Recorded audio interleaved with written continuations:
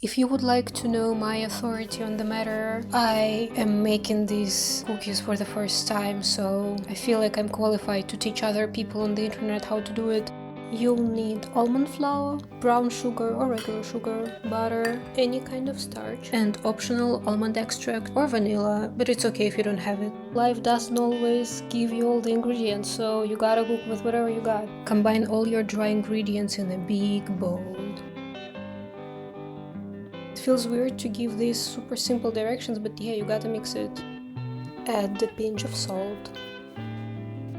Add slightly soft butter.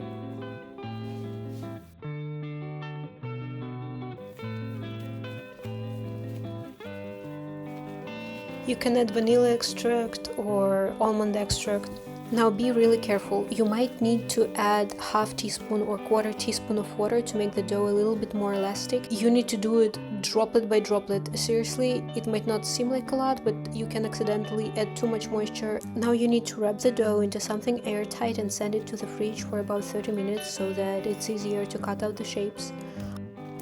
Okay, so the relaxing recreational part of this recipe is over. You have to really lock in because almond flour dough is not your regular schmegula wheat dough, so in order to roll it and cut shapes out of it, you need to put in some work.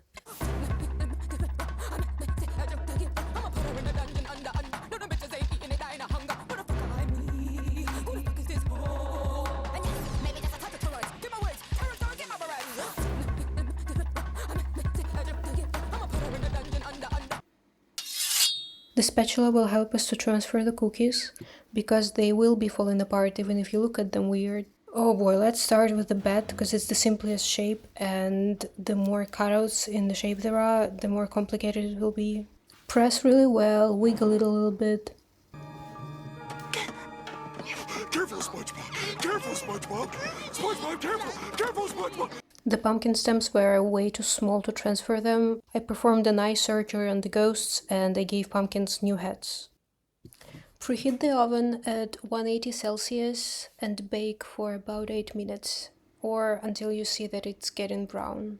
When you get them out, do not freak out, they will feel mushy to the touch. Do not touch them. Let them sit and cool down and I promise they will get solid. I was so happy with the second batch because I could preserve the pumpkin stems, but I overbaked it a little bit, and at first I was really upset, but I still fed it to my test subjects, and they actually liked the slightly burnt ones more.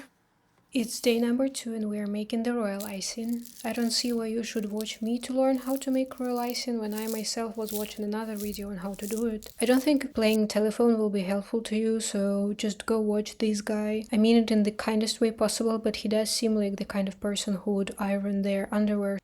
It's not a must do, but it's just going to be kind of annoying if there's any lumps, even though they should get worked out, but should is not my favorite word.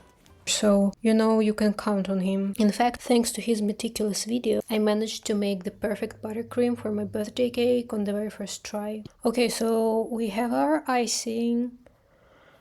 And in case the icing looks really ugly, I have a special weapon which is sprinkles, because hopefully they can fix everything.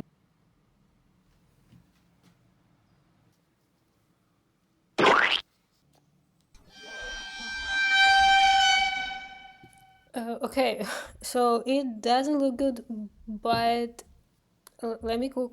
I can fix him.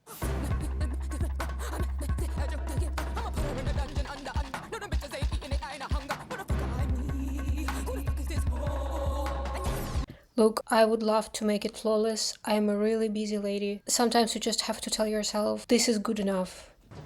And here we go. I hope you're hungry for nothing. This is a lesson to cover your icing so that it doesn't dry up. No, wow, look at this Michelin chef go. There isn't a tool that can rival what a finger can do. Ain't that right?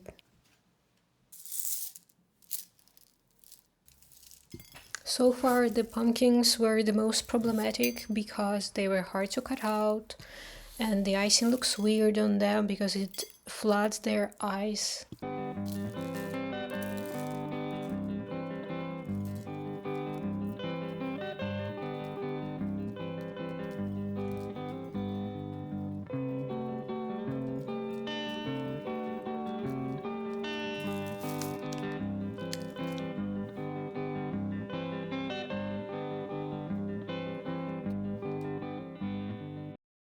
So here's the final presentation.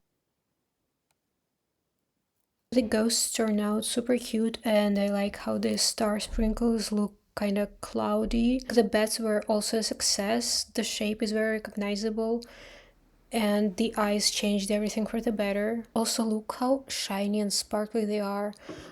This is just colored sugar. That's the whole secret. I used everything in my power to make the pumpkins presentable. I'm not sure it helped though. But overall, the cookies turned out alright. It was nice to give them to the people I know. Celebration is not about life being perfect, it's about the things in it that are good enough. Don't wait for something special to happen to you. Instead, use your creativity to brighten the lives of people around you. There is always something you can do. Not because you expect something in return, but because it's fun. And if you don't do it, then